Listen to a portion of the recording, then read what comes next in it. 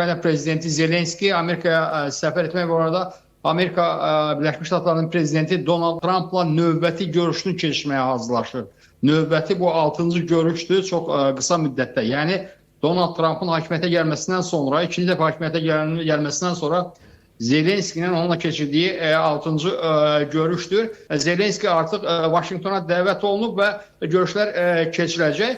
Və görüşdə nələrin müzakirə olunması artıq məlumdur. Bu barədə Ukrayna prezidenti aparatının müşaviri Podolyak məlumat verib. O bildirib ki, əlbəttə ki, əsas məqsəd, yəni görüşdən əsas məqsəd Ukraynanın müdafiəsini təşkil etməkdir.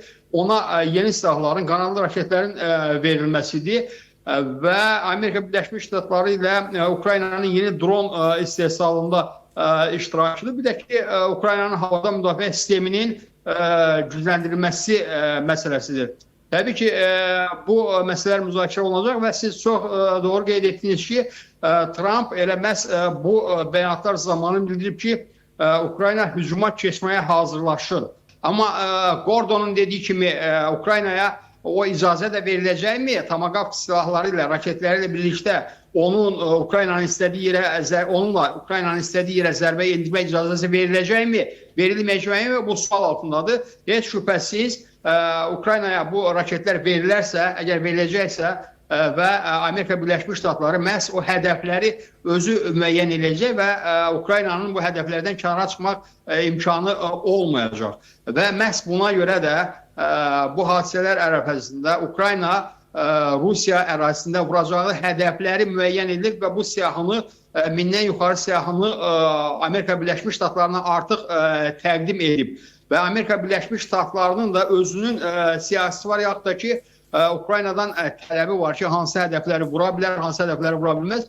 Heç şübhəsiz Ukrayna öz üzərinə öhdəlik götürüb ki, o Rusiyanın ancaq hərbi obyektlərini və hərbi obyektlərlə bağlı sahələri vuracaq və təbii ki, yanacaq enerji strukturu, yaxud da ki, neft emalı zavodları da bura daxildir.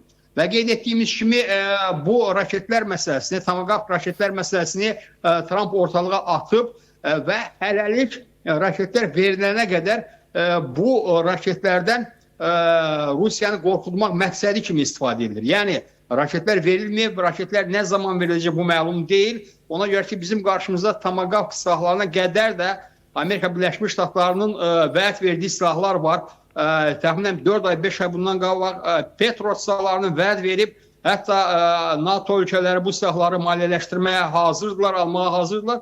Amma bu Patriot silahları hələ də Ukraynaya gəlib çatmayıb və əgər bu Tomahawk da uzun müddət çəkəcəksə onun Ukraynaya gəlməsi, yaxud da ki, Amerika Birləşmiş Ştatları ciddi şəkildə qərar qəbul etməyibsə, bu Rusiyanın xeyrinə işləyəcək. Yəni, Rusiya o Tomahawk silahları gəlincəyə qədər artıq öz işini Ukraynada görmüş olacaq. Eyni zamanda Rusiyanın mövqeyi də fərqlidir bu silahların verilməsinə. Bildiyimiz kimi əvvəllər həm Putin, həm də onun ətrafındakılar bir qədər qızğın danışırlar Amerika Birləşmiş Ştatlarına qarşı və iddia edirlər ki, əgər bu raketlər veriləcəksə, verilsə bu Amerika Birləşmiş Ştatları üçün ciddi nəticələrə gətirib çıxaracaq. Amma sonralar birdən-birə fikrini dəyişdilər. Yəni, Rusiya tərəfi artıq raketlərin veriləcəyinə müəyyən qədər əminlik yaratdıqdan sonra başladılar intonasiyanı dəyişməyə. Və dedilər ki, Rusiyanın axı başqa çıxış yolu yoxdur, Tomahawk silahları veriləcək və biz də bu silahlara qarşı mübarizə aparmanın yollarını öyrənəcək, çalışacaq ki, onları bırak. Yəni, prinsip etibarilə Rusiya bu silahları qarşılanmağa, üzə gəlməyə hazırdır. Amma Amerika Birləşmiş Ştatlarının bu silahları verməkdə əsas məqsədi, verməkdə yaxud da ki, bu silahlar haqqında söhbət açmaqda əsas məqsəd o deyil ki, silahlar verilsin Ukraynaya və Ukraynada Rusiyanın istədiyi şəhərini vursun, yaxud da ki, istədiyi yerini vursun. Əsas məqsəd Rusiyanı qorxutmaq, çəkindirmək və onu danışıqlar masasına məcbur etməkdir. Amma mən düşünmürəm ki, Amerika Birləşmiş Ştatları məhz öz əsgərlərini, öz mütəxəssislərini bu Tomahawk silahlarından istifadə etmək üçün Ukraynaya göndərər. Ona müəyyən bir yol tapacaqlar, yaxud da ki, NATO'nun digər üzvləri bu məsələdə iştirak edəcəklər. Yani Almanya'dan olsun, Fransa'dan olsun, İspanya'dan olsun ya diğer ölkələrdən nümayəndələr burada iştirak edə bilərlər. Yaxud da ki, Ukraynanın hərbçiləri gedib NATO üzvü olan ölkələrdə bu silahdan istifadə etmək qaydalarını öyrənərlər. Amma bu da qısa müddət işi deyil. Bunu öyrənmək üçün uzun müddət lazımdır. Digər məsələ isə, problem isə bu silahların atmaq üçün platformun olmaması məsələdir və uzun müddət belə bir mübahisə gedirdi ki, bu silahlar ancaq gəmidən atıla bilər, nə bilim təyyarədən atıla bilər və s. yerdə bu silahların atılması üçün istifadə olunan mexanizmlər ya obyektlər yoxdur.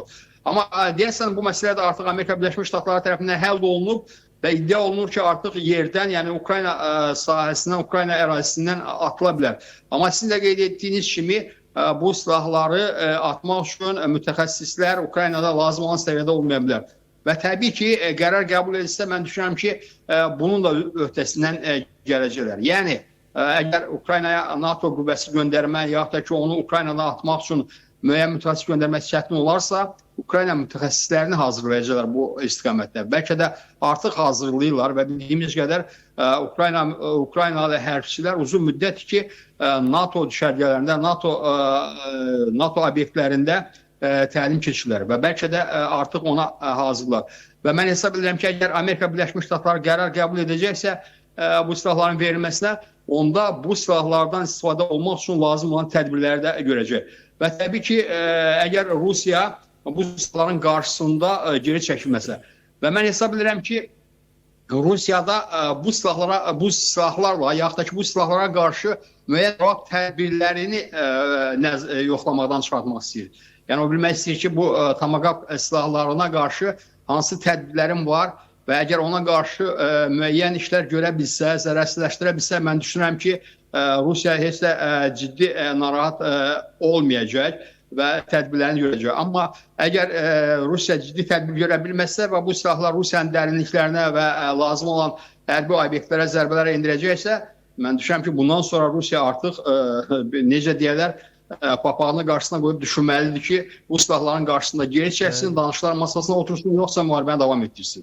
Əlbəttə ki, Krım körpüsünün vurulması məsələ çox böyük problemdir və mən qeyd etdiyim kimi Ukrayna ordusu, yaxud da ki, Ukrayna silahlı qüvvələri çoxdan istərdilər və həvəsindədirlər və çalışırdılar ki, Krım körpüsünü vursun.